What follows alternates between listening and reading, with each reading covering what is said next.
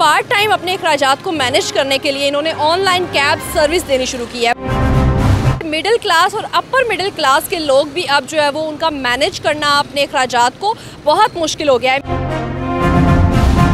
पिछले 1.5 साल में सबको ही पता है, पूरी दुनिया में ठीक है मसले आए, लेकिन पाकिस्तान में बहुत ज़्यादा मसले आए। कुछ दिन पहले ही ज़ीरो हो जाता हूँ सैलरी से।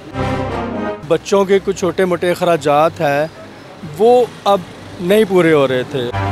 महंगाई ने तो बढ़ते रहना है, आपको अपने इनकम के ज़राए बढ़ाने हैं। आपको सुबह जल्दी उठना पड़ता है, थोड़ी कुर्बानी देनी पड़ती है, तो तभी जाके आप अपने खर्चे मैनेज कर देते हैं। अदरवाइज़ हाथ पे हाथ धर के तो फिर तनख्वाह मिलेगी। बैंकर्स के बारे में कहा जाता है कि ये तो बहुत अमीर होते हैं, पैसे हर टाइम जो है वो इनके हाथ में होते हैं, तो फिर आपको ये पार्ट टाइम उबर क्रीम इस पे क्यों आना पड़ा? बचत तो बिल्कुल नहीं है जी। बचत होती तो मैं ये चीज़ ना कर रहा होता। पूरी दुनिया में सबसे ज़्यादा महंगा जो पेट्रोल मिल रहा है वो अल्हम्दुलिल्लाह हमें ही मिल रहा है। काफ़ी सारी चीज़ें हैं जो कि पहले से डबल हो चुकी हैं। एजुकेशन आएगी तो कभी ना कभी आपको नॉक आएगा, ये मेरा ईमान है। अस्सलाम वालेकुम जी, नियो डिजिटल के साथ मैं हूँ रूबा अरूज। नाज़रीन, महंगाई ने हर तबके को ही बुरी तरह से मुतासिर कर दिया है और ना सिर्फ जो है वो लोअर मिडिल क्लास बल्कि मिडिल क्लास और अपर मिडिल क्लास के लोग भी अब जो है वो उनका मैनेज करना अपने अखराजात को बहुत मुश्किल हो गया है। मेरे साथ इस वक्त जो नौजवान मौजूद हैं सईद अहमद, इन्होंने महंगाई से बढ़ती हुई जो परेशानियां हैं उनका हल इस तरह से निकाला है कि यूँ तो ये एक प्राइवेट बैंक में जॉब करते हैं, बैंकर हैं, लेकिन पार्ट टाइम अपने अखराजात को मैनेज करने के लिए इन्होंने ऑनलाइन कैब सर्विस देनी शुरू की है। पूल कार के ज़रिए ये अपने अखराजात को मैनेज करते हैं। इनसे बात करते हैं और जानते हैं कि महंगाई में ये सर्विस इनको किस तरह से हेल्प कर रही है। अस्सलाम वालेकुम। वालेकुम अस्सलाम। कैसे हैं आप? अल्हम्दुलिल्लाह।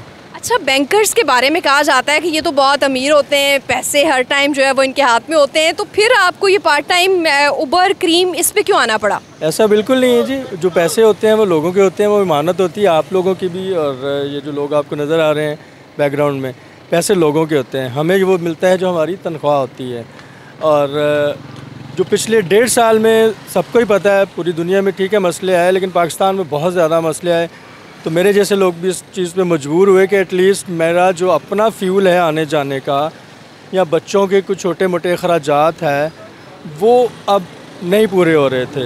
अब मैं आपको हिसाब कराऊँ तो मेरा अच्छा खासा एक अमाउंट हाउस लोन में चला जाता है। मेरी गाड़ी भी उस पर है, किस्तों पे चल रही है बैंक के साथ ही, और ये सारे खर्चे निकाल लूँ तो मैं देखता हूँ कि मैं ज़ीरो हो जाता हूँ, और कुछ दिन पहले ही ज़ीरो हो जाता हूँ सैलरी से। तो उसको मैनेज करने के लिए मैंने जो आजकल ऐप्स आई हैं, मैं किसी ऐप का नाम नहीं लूँगा, तो उस ऐप के थ्रू मैं सुबह आते हुए और वापसी पे ऑफिस से जाते हुए कोई ना कोई पैसेंजर पिक कर लेता हूँ, जिससे कि मेरा अपना एटलीस्ट वो फ्यूल जो मैं करके ऑफिस आ रहा हूँ यूज़ और वापस जाता हूँ वो पूरा कर लेता हूँ। अच्छा, महंगाई इतनी हुई है, पिछले कुछ टाइम में बहुत ज़्यादा फ्यूल की प्राइसेस भी बढ़ी, तो फिर ये सर्विस, और फिर लोग कहते होंगे कि कम पैसों में छोड़ के आएँ लेके आएँ, कितना मुश्किल होता है मैनेज करना?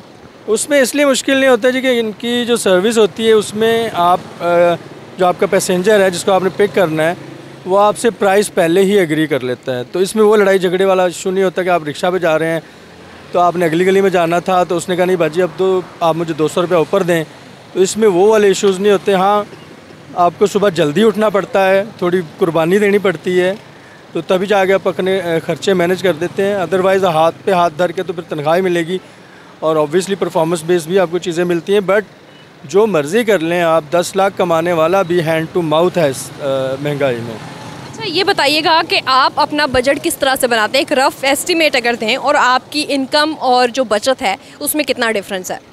बचत तो बिल्कुल नहीं है जी। बचत होती तो मैं ये चीज़ ना कर रहा होता। अब मेरी अच्छी अल्हम्दुलिल्लाह अच्छी सैलरी है, और उसमें से मेरा एक handsome amount around 80+ house loan में निकल जाता है, फिर बच्चों की फ़ीस निकल जाती है। आपको पता है यूटिलिटी के बिल जो हैं वो होशरुबा हैं, और उसके अलावा रिसेंटली पेट्रोल जो है वो 332 रुपये हो गया है। आई थिंक मेरे पूरी दुनिया में सबसे ज़्यादा महंगा जो पेट्रोल मिल रहा है वो अल्हम्दुलिल्लाह हमें ही मिल रहा है। और इसके अलावा जितनी आपकी कमोडिटीज़ हैं, दूध के पैसे हैं, बच्चे मेरे ठीक है फीडर वाले नहीं हैं, बट इवन देन उनकी खुराक, उनकी स्कूलिंग, उनकी मैनेज करना माइनस में चल रहे होते हैं, बचत कुछ नहीं है। अच्छा, ये आइडिया आपको कहाँ से आया कि इस तरीके से आप पार्ट टाइम जो है वो एक एक्स्ट्रा अर्निंग कर सकते हैं या बचत कर सकते हैं? आइडिया भी बड़ा एक इंटरेस्टिंग चीज़ है कि मेरे एक एक्स बॉस ही हैं, अब वो भी अगर ये इंटरव्यू देख लें बेशक, बट वो मेरे से भी अच्छी खासी इनकम कमाते हैं। एंड उनका घर जो है वो काफ़ी दूर है लाहौर से, मतलब लाहौर ही बहुत बढ़ गया ना, आपको तो लोग 40-40 किलोमीटर दूर से गुलबाग या अपने एरिया में जॉब करने आते हैं। तो उन्होंने भी ये कर रहे थे, तो मैं कह रहा था कि नहीं यार, ऐसा है कि ये जो कर रहा है ना प्रोफेशनल है, ये उसी का राइट है कि वो 24 आवर्स कर रहा है या 12 आवर्स कर रहा है, तो वो ही उसका पहला राइट है कि वो इस सर्विस को अवेल करे और उसके थ्रू अपने घर के अखराजात पूरे करें। अब एक वक्त आया कि जब मेरे अखराजात माइनस में जाना शुरू हो गए, यानी कि मेरी इनकम 1 लाख लेट सपोज़ मैं कमाता हूँ, तो मेरा 1-20 खर्चा होना शुरू हो गया। तो फिर मैंने ये सोचा कि ठीक है, अब मेरा राइट बनता है कि मैं भी एक पार्ट टाइम एक छोटा सा एडवेंचर कह लें या अपने खर्चे पूरे करने के लिए कर लूँ। काफ़ी सारी चीज़ें हैं जो कि पहले से डबल हो चुकी हैं, तो उसके मैनेज करने के लिए आपको कुछ ना कुछ अल्टरनेट करना पड़ता है। आप या तो कोई हुनर ऐसा सीख लें कि पार्ट टाइम आप काम कर सकें, या आपके पास जो भी अवेलेबल रिसोर्सेज हैं उन्हीं को यूटिलाइज़ करते हुए आप इस महंगाई से, इस तूफ़ान से लड़ने के लिए अपने आप को मजबूत करें और घबराएं मत बस। अमूमन आजकल नौजवान बहुत परेशान हैं, शिकायत करते ही नज़र आते हैं कि भाई इनकम का कोई ज़रिया नहीं है। तो आप एक ऐसी स्ट्रेटजी पे काम कर रहे हैं जो कि कहती है कि अपनी इनकम बढ़ाएं, बल्कि इस चीज़ पे ना देखें कि महंगाई ज़्यादा हो रही है, ये होती रहनी है, अपनी इनकम बढ़ाने के तरीक़ेकार पे गौर करें। तो नौजवानों के लिए कोई एक मैसेज? मेरा यही मैसेज है, सबसे पहले तो जी अपनी तालीम, अपनी एजुकेशन कंप्लीट करें, अपने पेरेंट्स का ख्याल करें। एजुकेशन आएगी तो कभी ना कभी आपको नॉक आएगा, ये मेरा ईमान है, कहीं ना कहीं से नॉक आ जाएगा जी। लेट सपोज एक बच्चा एफए करके भाग जाता है या मैट्रिक करके भाग जाता है, तो लेट सपोज किसी दिन उसे नॉक आती है कि यार एक ग्रेजुएशन बच्चे की ज़रूरत है फ़लाँ जगह या फ़लाँ बैंक में या फ़लाँ ऑफिस में। अब वो क्या करे, मैंने तो ग्रेजुएशन ही कंप्लीट नहीं की।